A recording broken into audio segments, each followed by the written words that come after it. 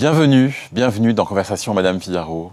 Aujourd'hui, avec mon invité, nous allons parler de théâtre, sans doute de cinéma, peut-être de musique aussi. Son nouveau spectacle est à l'affiche en ce moment. C'est un seul en scène. Ça s'appelle La chère et triste hélas. Et j'ai la grande joie, le plaisir d'accueillir Anna Mouglalis. Bonjour Anna. Bonjour. Comment allez-vous? Très bien, merci. Je vous pose ma question désormais rituelle. Ça fait quoi d'être vous en ce moment? Ça fait quoi d'être Anna Mouglalis? Alors, qu'est-ce que ça fait d'être Anna Mouglalis? C'est vrai que je vis quelque chose de particulier en ce moment, grâce à la façon dont je me réalise un peu dans mes projets artistiques. Ces projets artistiques, le spectacle d'Ovidie, comme les séries de concerts que je fais, qui me permettent de m'incarner. Jusqu'à présent, voilà, j'incarnais des personnages et là, il y a des rencontres avec des textes comme ça qui permettent de s'incarner. Donc, je suis pas trop mal en moi en ce moment. Oui, je précise, donc vous êtes seul en scène, c'est un seul en scène où vous interprétez un texte d'Ovidie, Chère et triste, hélas, et en même temps, vous venez de faire un album avec des textes de Monique Wittig. Exactement. Donc, vous interprétez ces textes-là, mais moi, la sensation que j'ai eue en vous voyant la semaine dernière sur scène, c'est vraiment que ce texte était vraiment comme si c'était le vôtre, comme si vous jouiez quelque chose qui n'était pas venu d'ailleurs. C'est vraiment la force du texte d'Ovidie. Il est à la fois extrêmement personnelle, puisqu'elle témoigne de son expérience, qui est aussi très singulière. Elle a un parcours incroyable. Ovidie, moi, c'est quelqu'un que j'admire beaucoup. Et en même temps, voilà, ce texte est tellement personnel qu'il en devient complètement universel dans ce qu'elle vit d'une expérience de femme hétérosexuelle, dans les injonctions que crée la sexualité hétérosexuelle. Ça fait écho à tellement de choses que vivent toutes les femmes. Il y a vraiment un commun. Et à la lecture de ce texte, au moment où il y a eu la parution, effectivement, je l'avais lu avec énormément d'appétit et ça m'avait parlé à plein d'endroits. Donc oui, quand je dis bon, c'est le principe d'une actrice, bien sûr. Mais effectivement, c'est une rencontre aussi avec ce texte. Je vous propose de regarder la bande-annonce du spectacle et ça va donner le ton, et aussi le ton même de votre interprétation. On va regarder. Merci. Un jour, je n'ai plus pu. Bien sûr, il y a eu des signes avant-coureurs. Ce genre de choses n'arrive pas ex nihilo. Le dégoût, d'abord ponctuel, a gagné du terrain insidieusement, jusqu'à m'envahir complètement. Comme un épuisement psychique, un burn-out, une impossibilité à faire un pas de plus, à rouler 1 kilomètre supplémentaire sur cette longue route de la perte de sens. Alors un jour, j'ai arrêté le sexe avec les hommes.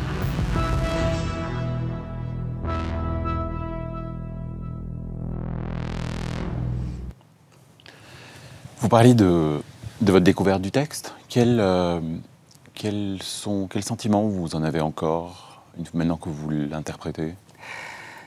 Alors là, c'est quelque chose qu'on voit moins dans la bande-annonce, mais c'est un texte qui est aussi extrêmement drôle.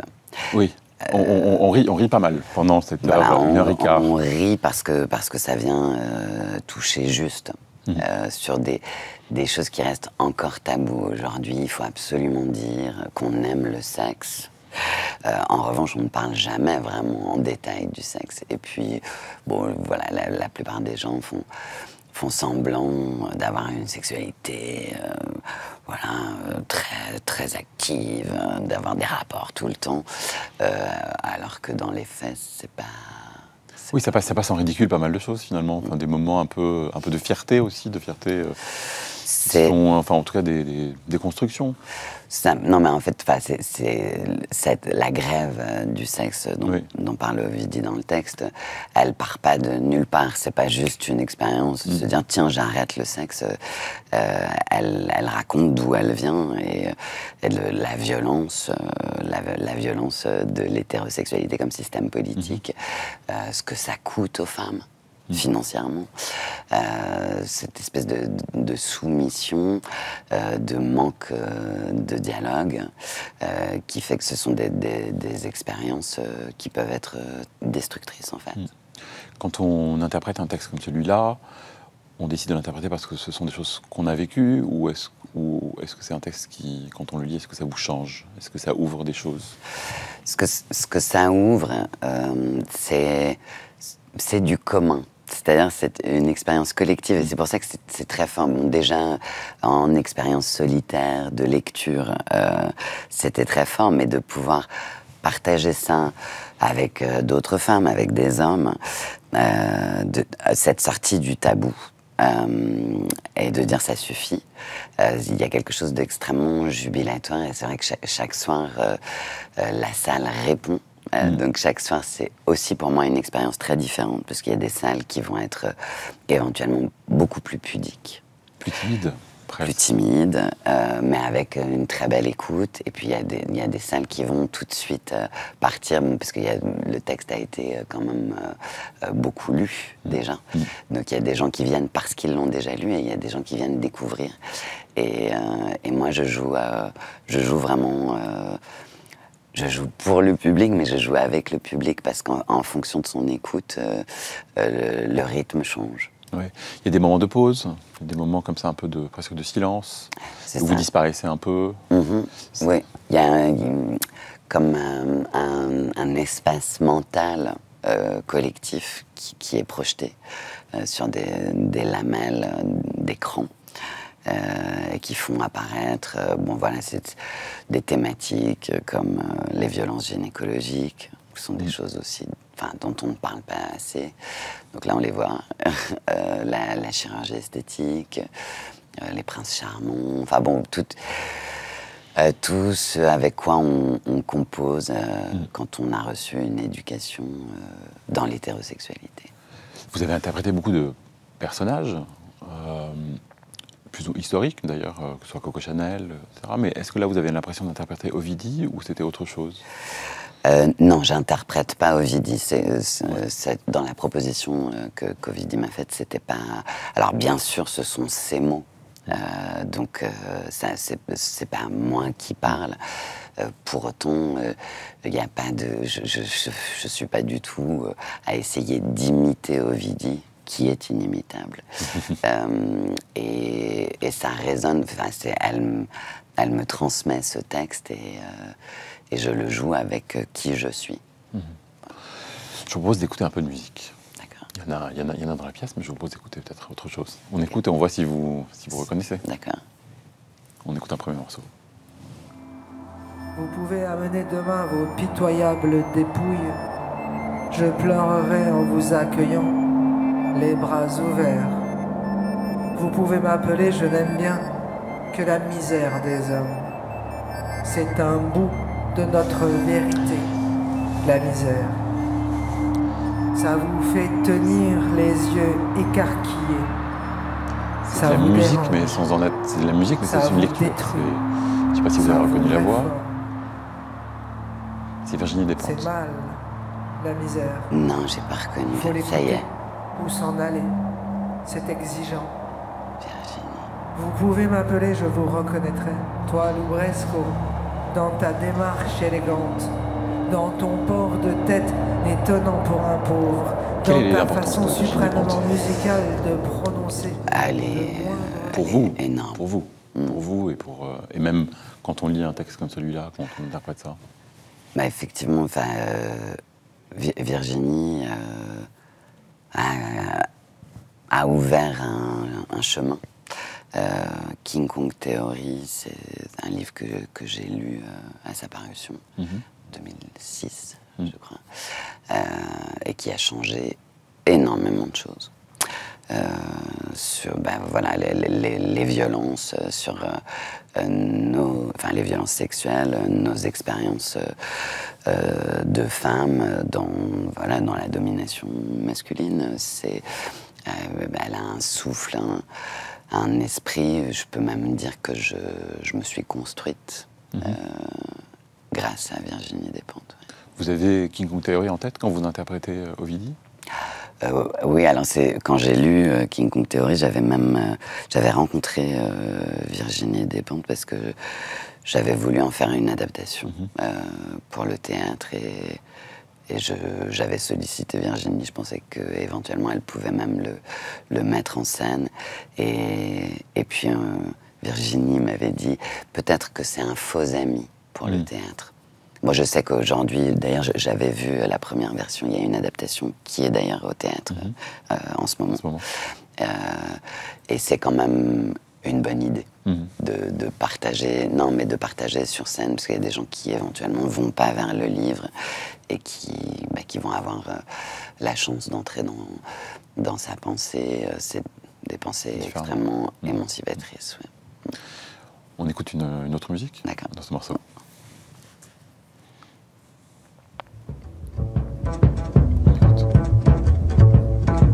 Ce sera tout à fait Brigitte Fontaine comme à la radio. C'est une figure importante pour vous, Brigitte Fontaine? C'est une figure de liberté, de poésie, elle remet tout à sa place, parce que ça c'est une phrase de Despentes, mais qu'on peut complètement appliquer à Brigitte Fontaine. Rien n'est plus intéressant pour Brigitte Fontaine que d'être Brigitte Fontaine, et pour notre plus grand bonheur.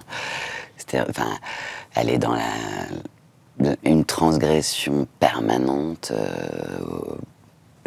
Aujourd'hui, ça sera jusqu'au bout, quoi. Et j'ai eu la chance de la rencontrer, de participer à un concert dans lequel on jouait beaucoup de ses morceaux, et elle-même est venue en jouer 3. Et oui, je vis avec ses textes. C'est quelqu'un qui publie aussi ses textes, ses albums, sa recherche, sa présence quand elle allait dans les médias. À chaque fois, c'est merveilleux, quoi. C'est aussi quelqu'un qui a appris, qui nous a appris même une certaine forme de liberté. Ah oui. Ouais. Et de position, même de position d'une femme. Voilà, d'une radicalité qu'elle invente. Qu'elle invente comme une discipline, et c'est un feu d'artifice, quoi, tout le temps. C'est vraiment un esprit libre. Et à quel prix? Un autre morceau. On écoute.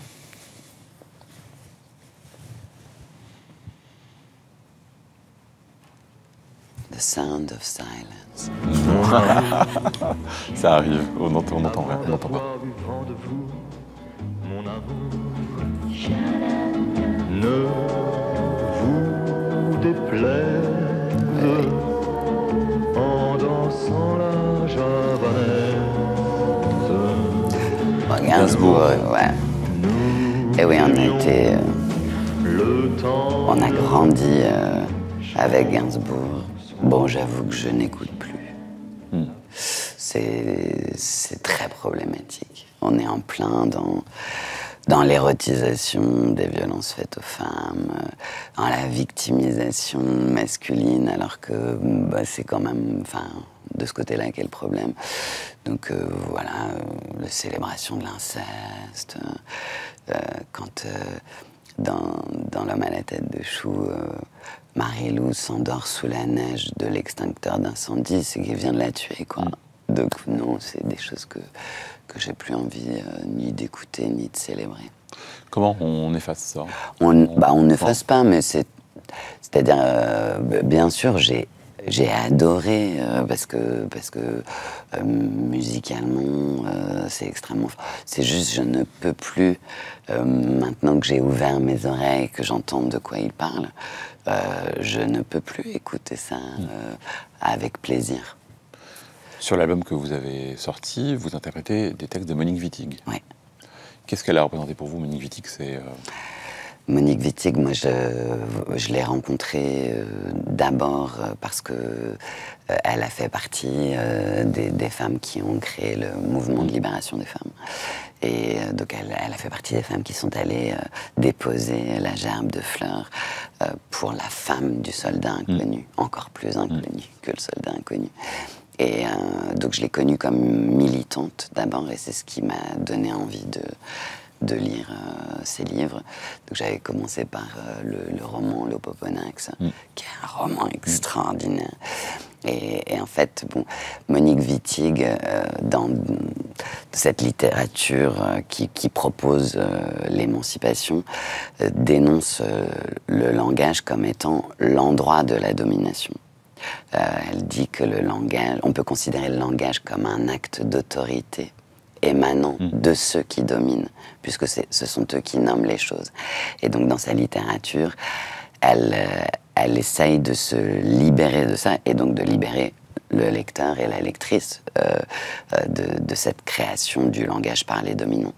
Et dans les guerrières qu'on a adaptées avec le groupe Draga, elle invente un nouvel universel qui est le féminin pluriel.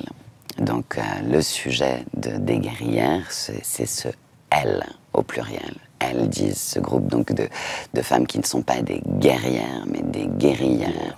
Parce que la guérilla, c'est pas la guerre. C'est la guerre contre l'oppression. Passer ça en musique, c'était une forme de nécessité pour vous? C'est un peu la même nécessité qu'interpréter le texte d'Ovidie? Oui, ça a été aussi des rencontres grâce à Brigitte Fontaine. En fait. C'est comme ça que j'ai rencontré des membres du groupe et collectif Draga. La langue est déjà extrêmement musicale, mais c'est un texte qui a pu être considéré comme ardu, alors qu'il ne l'est pas. Et le fait qu'il devienne musique, avec la langue est extrêmement musicale, mais qu'il devienne complètement musique, et qu'on puisse se rendre à des concerts, donc pas dans des salles de théâtre, dans des clubs, pour danser, en écoutant la parole de Wittig. Ouais, c'est une expérience, et moi ça m'a j'adore faire ces concerts. C'est très nouveau, puisque au théâtre, alors dans la pièce d'Ovidie, non, c'est une adresse très frontale, donc je regarde vraiment le public. Oui, c'est quasiment comme un concert, enfin, l'interprétation. Voilà. C'est pas un concert, mais on est... Ouais, c'est ça, mais c'est peut-être aussi grâce à l'expérience des concerts que ce frontal s'assume aussi plus, parce que dans les concerts, à la fin de chaque morceau, le public exprime ce qu'il a entendu, ce qu'il a ressenti. Et là, il y a eu un partage avec des femmes de toute génération, des femmes en pleurs.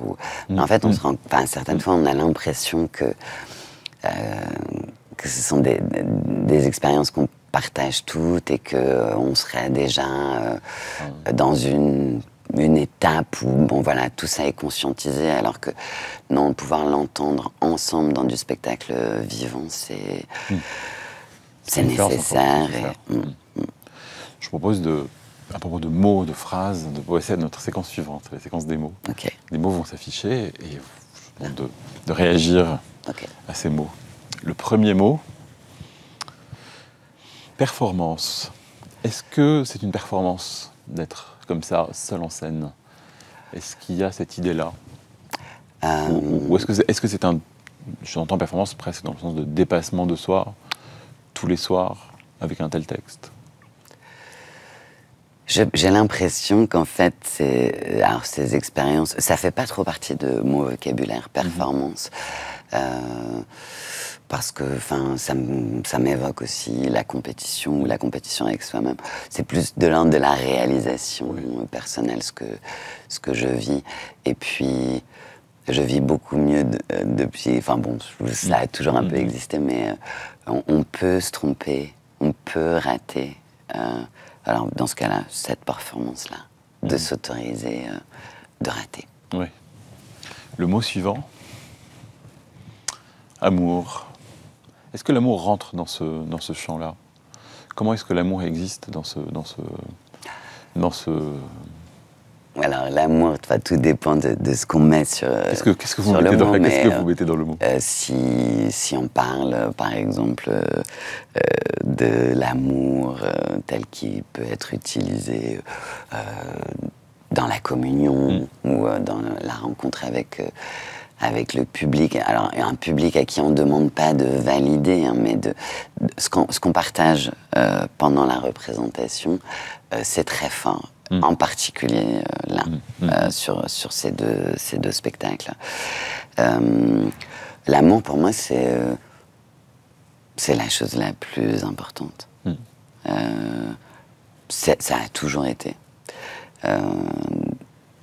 C'est-à-dire le travail ne s'inscrit qu'après l'amour. Oui. En revanche, le travail permet tellement de se réaliser et justement de ne plus être en désamour avec soi-même, qu'on aime encore plus. Le mot suivant, couple. Est-ce que cette notion est encore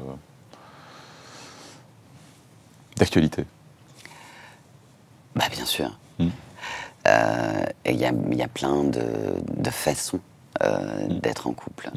Il n'y a pas que le couple pour créer une famille nucléaire. J'ai vécu plein de couples. Et bah, j'aime tout particulièrement le partage. Voilà, j'ai été très longtemps en tant que... Enfin, c'est des choses qu'on retrouve dans le texte d'Ovidie, mais un peu femme trophée, une cible, et puis j'avais l'impression que mon goût allait à un endroit où... Donc j'ai été dans des couples très toxiques. Oui. Et aujourd'hui, plus. Et...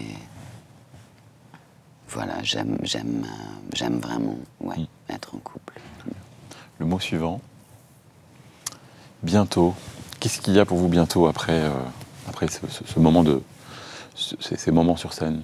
Est-ce qu'il y a un projet qui arrive? Est-ce qu'il y a autre chose? Où est-ce que ça mène? La chair est triste, hélas. Où est-ce que ça mène? Ça mène déjà à goûter le présent. Parce que et le texte de Wittig aussi, à ne pas être dans la production artistique, c'est-à-dire s'inscrire dans cette industrie du divertissement où on est en train de faire quelque chose et il faut déjà parler de ce qu'on fait après. J'ai la chance là de pouvoir être dans ce que je fais en ce qui concerne la pièce ou l'album. On ne les a pas conçus comme des choses de mode où malheureusement ces textes féministes sont encore vraiment d'actualité et pour longtemps. Avant de passer à notre dernière séquence, je vous propose un petit questionnaire de Proust en vraiment en 1 minute. Vous répondez rapidement. Wittig, elle était fan de Proust. Ah ben voilà, là c'est le questionnaire. On commence par la première question du questionnaire de Proust. La qualité que je préfère chez un homme, en un mot. Oui, c'est la réponse connue, mais bon, j'apprends des textes par cœur, mais sa femme. Sa femme. La qualité que je préfère chez une femme. La qualité que je préfère chez une femme... Les femmes sont quand même très très douées pour être dans l'amour inconditionnel. Mais bon, la vigilance. La vigilance. Obligatoire. La vigilance. Mon occupation préférée. Lire. Lire.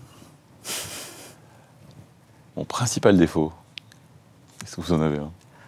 Oui, j'en ai plein. Mon principal défaut, mais je travaille dessus, l'insatisfaction. L'insatisfaction. La dernière question. Mon rêve de bonheur. Avez-vous un rêve de bonheur et quel est-il? Justement, ce serait de ne plus être déçu. Tout en gardant ma colère, mais ne plus être déçu par les gens, par les choses. Donc ne plus être dans l'insatisfaction. Très bien. Moi, mon rêve de bonheur, ce serait que, je sais pas, qu'Israël arrête de bombarder Gaza en toute impunité. Vraiment, vraiment. Qu'on mette fin au pouvoir sur les gens. Qu'il y ait du pouvoir pour faire des choses, mais pas du pouvoir sur les gens. Bon, la fin du patriarcat, voilà, ça c'est mon rêve de bonheur absolu. Je vous propose de terminer avec un message, une vidéo que quelqu'un a envoyée pour vous. D'accord. On écoute, on regarde, on écoute. Oh. Salut Anna, je vais te redire ce que je t'ai déjà dit, mais parfois en redisant les choses, on les intègre mieux. Je voulais te dire à quel point j'étais fière de t'avoir rencontré, fière de ce que nous avons accompli ensemble, fière de cette pièce, fière de te connaître tout simplement, fière de la place que tu as pris dans ma vie ces dernières semaines. Et rien que pour ça, voilà, je t'en serai éternellement reconnaissante. Merci Anna, merci pour la femme que tu es et merci pour cette expérience commune. Eh ben, merci. C'est touchant. Bah oui, très. Très, d'autant plus que, Ovidie, voilà, elle écrit ce qu'elle a à écrire, elle est radicale dans tout ce qu'elle fait. Je disais dès le début de notre rencontre l'admiration que j'ai pour elle. Mais c'est aussi quelqu'un d'extrêmement pudique, donc c'est pour ça que j'ai un petit peu plongé.